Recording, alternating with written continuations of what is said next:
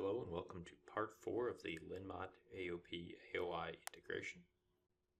We will run an example of a lifecycle test or an assembly process.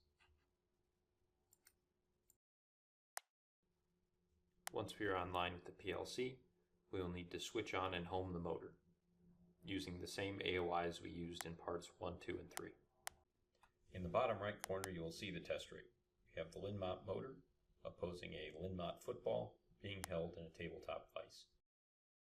The goal is to simulate wear on this foam football by applying a 22 Newton press or about 5 pounds of force. Once homing is complete, we'll jump down to the new subroutine I have created to simulate this sequence. Here we have a state machine tag, and as we add the first value, the first move is executed. Once that move completes, we move on to the next step. In our case, writing a reduced current to the LinMot motor. Let's check the location of this value within LinMot Talk. I can access this drive over Ethernet by inputting the IP address or scanning over the same subnet.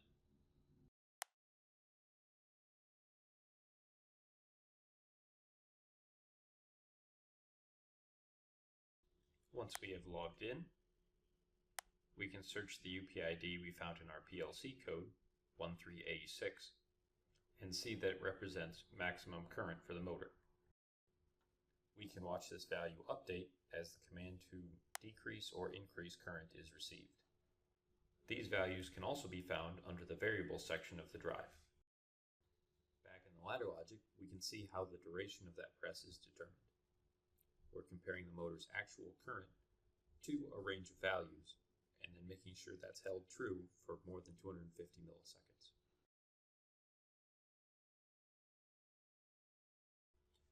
We also have an MAIAP block, which stands for Increment Actual Position, and that reduces the backlash we've picked up from this press move.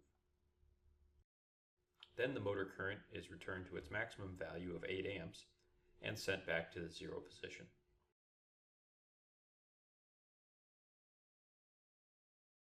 The last rungs of this sequence are designated for error handling.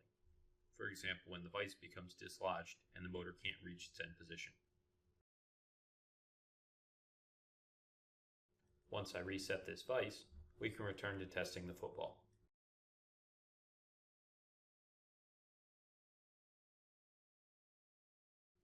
Lastly, we will return to LinMot Talk and watch this same sequence play out on the oscilloscope. I've preset the oscilloscope to start as we pass through 10 millimeters in our stroke, which you can see the blue line of the demand position extend upwards, the red line representing our actual position, and as the difference position grows in green, you'll notice that the demand current holds steady at that 1 amp, which we set through that UPID. At the end of the sequence, you can see the demand position incremented by 0 to match the actual position. You'll also notice the reaction of the football pressing on the motor and causing a slight deviation in current. Thanks for watching this LinMot integration series.